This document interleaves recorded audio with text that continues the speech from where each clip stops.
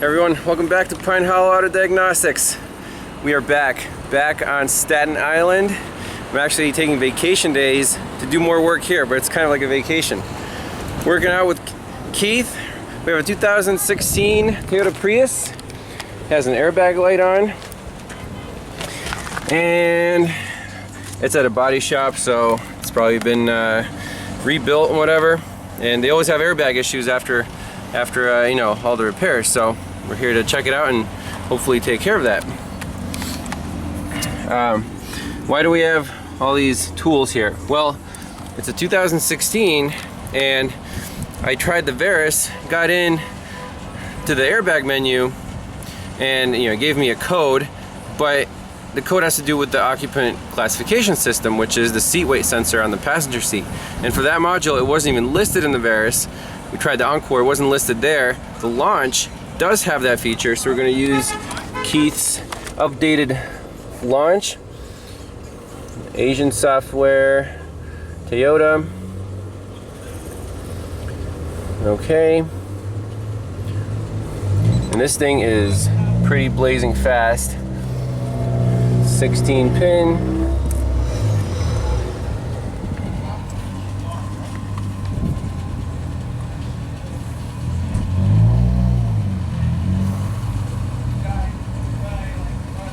So let that load up. Automatically search. I don't know if it has radar cruise, we don't really care. We just want to go after these airbags. Yep, it's a Prius. System selection, body, airbag. Sweet. Fault code.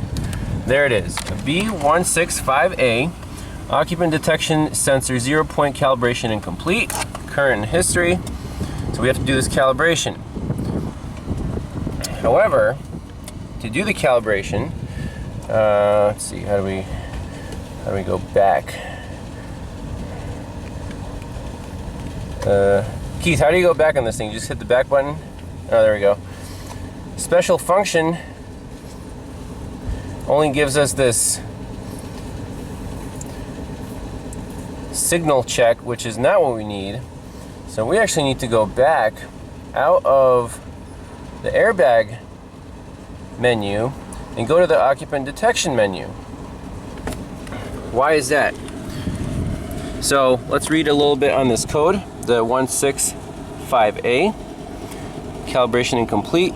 The flowchart says, sorry about the glare, the occupant detection ECU has stored DTC 1765 or 1787. So this occupant detection ECU, the Veris couldn't talk to it. My Autel couldn't talk to it. My Launch is a little outdated, couldn't talk to it.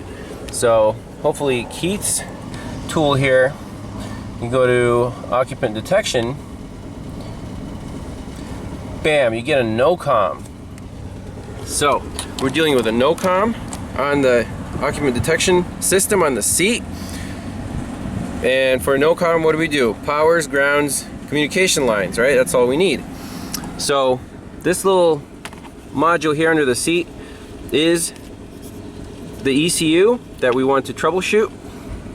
So we need a wiring diagram or a pinout of this guy. So let's pull that up and go from there. Here we go again with BBB Industries. They have some fantastic color diagrams for this vehicle. Very nice. And here's our occupant detection ECU. We cannot talk to this guy right now. And what do we have? A fuse, black wire on pin 6. And then we also need communication lines and our ground. There it is, white and black.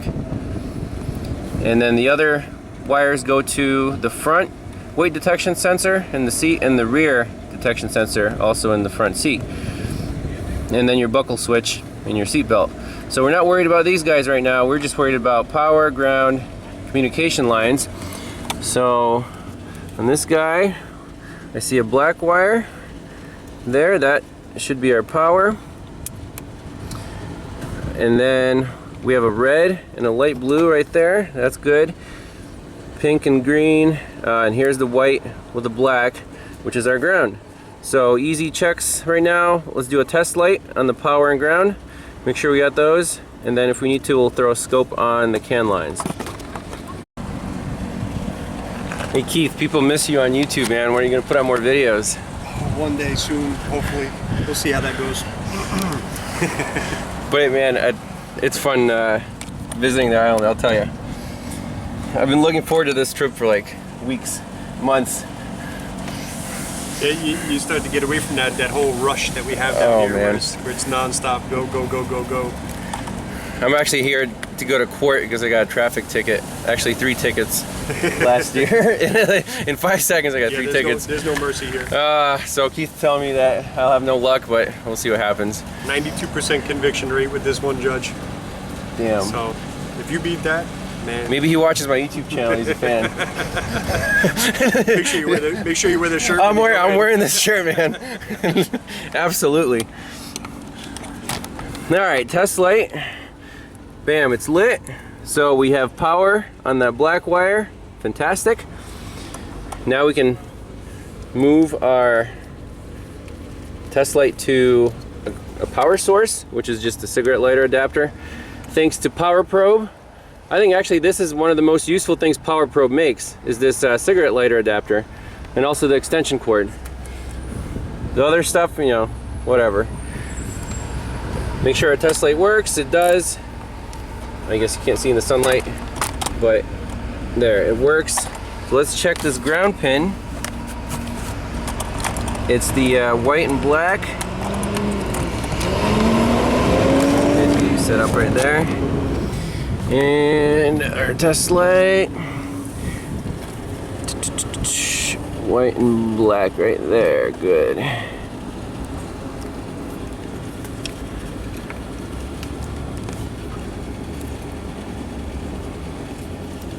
Oh, come on.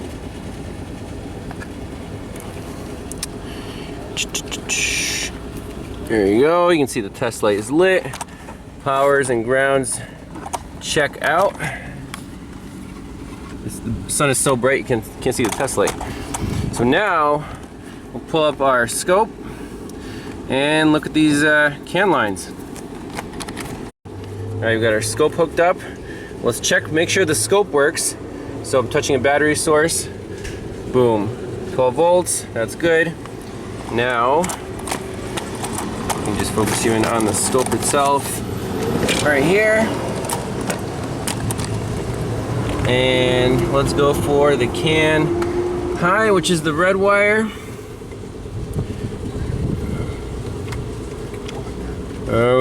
We got something, but remember our time base has to be much quicker, like microseconds, in order to see any communication signal. We can drop our voltage scale down. That looks pretty decent. So that's can high. It's going from 2.5 to 3.5. Happy with that. Let's go to the can low.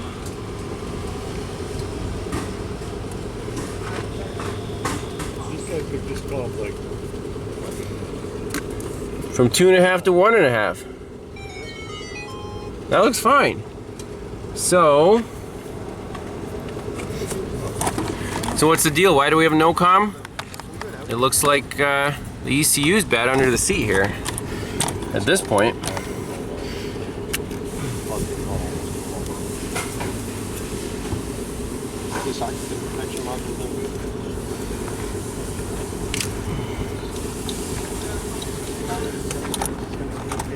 Just in case, I disconnected the wire here. You can still try to talk to it.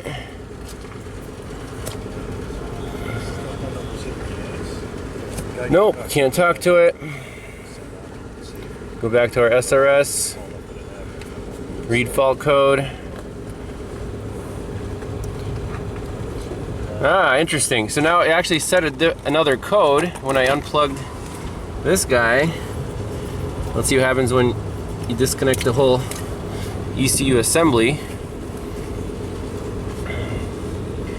Let's see, go back. Read code. Yeah, we got more codes. Lost communications with restraint occupant classification system.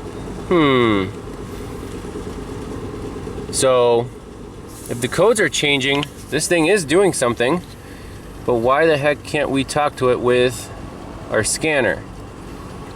Does it only talk to the SRS airbag module through the CAN lines, or does it have its own dedicated line? To this guy. So the CAN lines, let's look at the wiring diagram.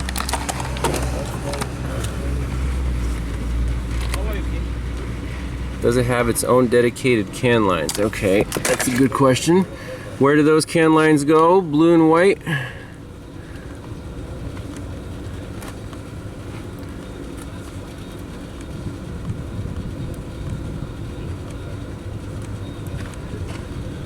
I guess we should go to the computer data lines.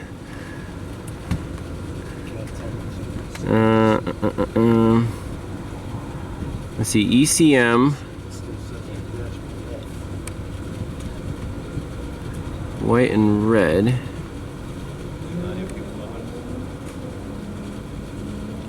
Blue and white. Blue and white. Okay, there it goes.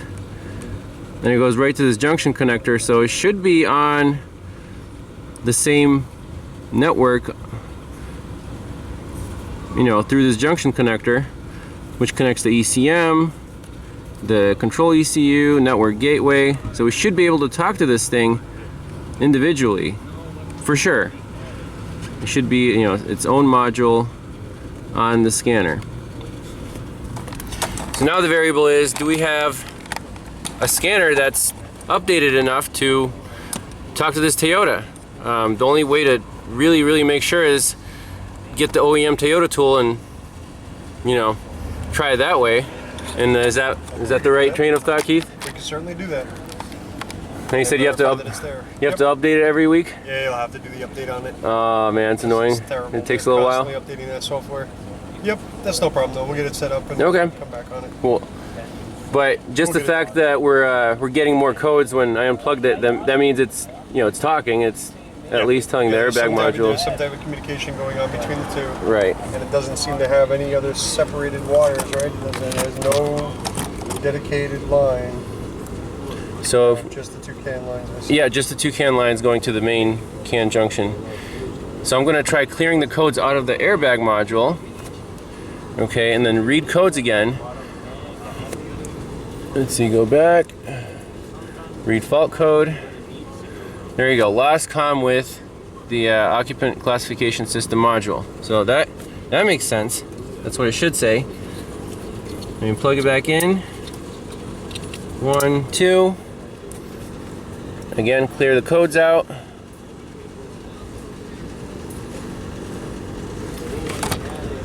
Okay. And now it's saying it's back to the 0-point calibration incomplete. So it does look like we need the Oem Toyota tool to accomplish this calibration. Your beard and a laughy face afterwards. So full you have more hair there than I have on my head. That's alright, I love you just easier. Installing. So we've been here for how long now? Like half an hour, probably more? Yep. Downloading the Toyota software. Yep. And now it's installing, so hopefully we can talk to this freaking occupant classification system once this guy's finished. Well, then we have to reinstall the drivers again for the pass-through. Man. Because it's not that easy.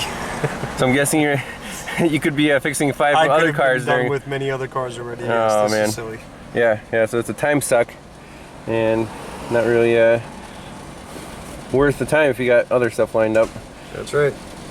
Or at least you make a return trip there. You bring it home, you sit there, you hook it up to a high-speed internet and leave it sitting there while you're out doing this. Yep. Then run back home, grab it, and make a return visit. Mm-hmm. But we don't have that leisure right now. Yeah, so if we had other cars in this lot to work on, we'd be doing that, but we don't, so hanging out and enjoying the nice day. MFC.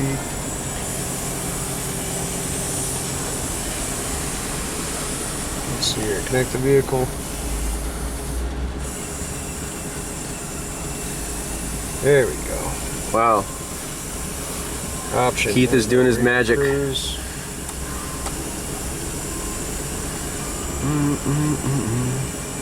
Guys out there could use this even with the regular pass-through. I'm only using the Mongoose cable, an old one. Okay. But get a real Mongoose cable from Drew Tech. Don't waste money on the aftermarket ones. The Chinese clones don't work. You probably do more damage than good. Yep. Cause no starts on them. Wow.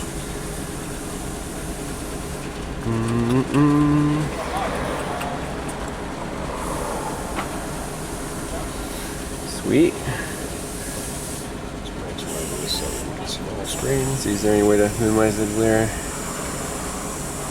Well, like so. That's a little better. Alright, so we're going to shoot right into occupant detection. Somewhere right down here. Definitely a lot more menus than any of the scanners had. Yeah, a lot of that may not even be there. There we go. 1780, So here's the sensors, history. Here's our utility. Okay. Utility function. Yep, so need to perform zero And there's calibration. 0 point calibration. Nice. Which means you got to hop your butt up, sir.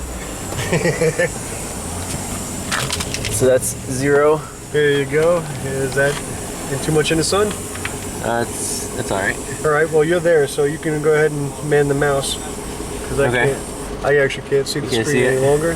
But I'll hold it for you. It says, are we supposed to just click the forward arrow? Yep, you can click the forward arrow or you can double click the actual tab itself. Did you click on this first? Oh, we're supposed to. Yep. Okay, Yeah, select click on that the 0 guy. point. Yep. Yep, usage. So to calibrate the detection passenger seat. Yep, enter. Must be Erico. How often does Eric call you, Keith? I don't know. What's today? Only about 3 times so far. Oh, okay. Right. Now let's go on to the next one. Alright. So no objects are placed. Yep. Nothing's in the seat. That's it. 0 point is complete. Hit exit. Now, and sometimes it'll tell you that there's a sensitivity check required afterwards, which means that you have to have a 66-pound seat to put a 66-pound weight that sits on top of the seat. All right. We have those type of weights. Or you can just kind of. Yeah, I can show you what one of prop those yourself up on there. I'll tell you what. If you want to go in there and clear the codes and take a, here, you can sit down. And all right, I can sit down back. Yep, you can man this, and I'll show them what one of those seat weights looks like. All right.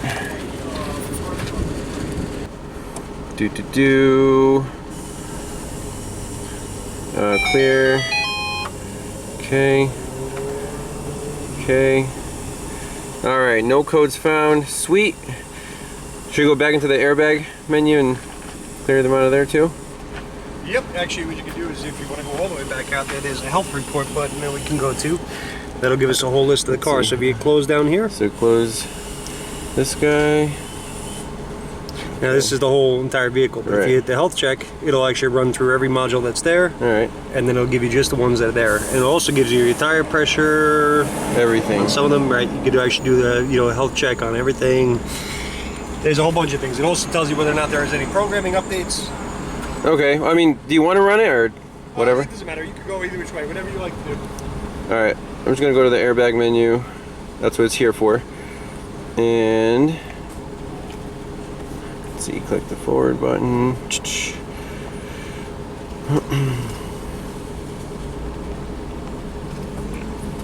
So the B165A, let's clear that guy out.